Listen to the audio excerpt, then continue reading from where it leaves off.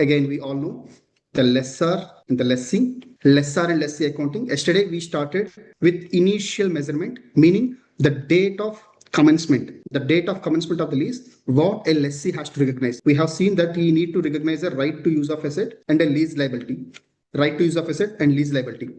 What are the components? Your fixed payments. You can also call in substance principal payments, fixed payments. Your variable payments. Variable payments means it may be linked to interest rate benchmarking, or it may be linked to the market rentals, or it may be linked to consumer price index, guaranteed residual value. What else?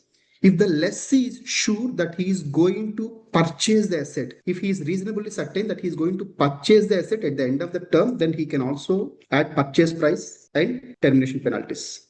Termination penalties if the lessee thinks that he is going to terminate in between and he is supposed to pay some penalty.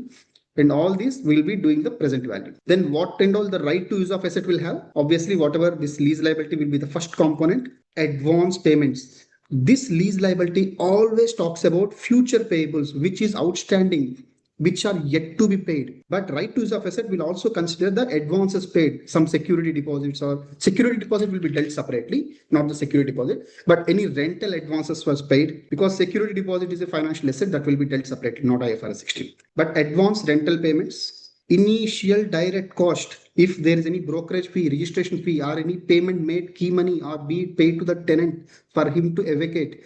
So any kind of initial direct cost will be part of your right to use of asset. What else? You can reduce any lease incentives. What is a lease incentive?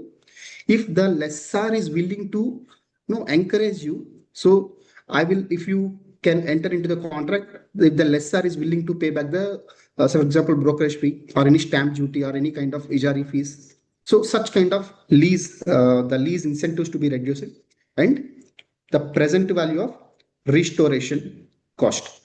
For example, now you got a shell and core, the plain office, but then you are going to do a lot of interiors in that. The lessor said, whatever you want to do it for next 5 years or 10 years. But then when you are vacating, you have to give him in the same condition that he is taking. So he has to restore the unit in such a way that it was previously. So this restoration cost, you have to calculate present value, and this will be subject to IAS 37. You will create a provision and you will do like the IAS 37 accounting.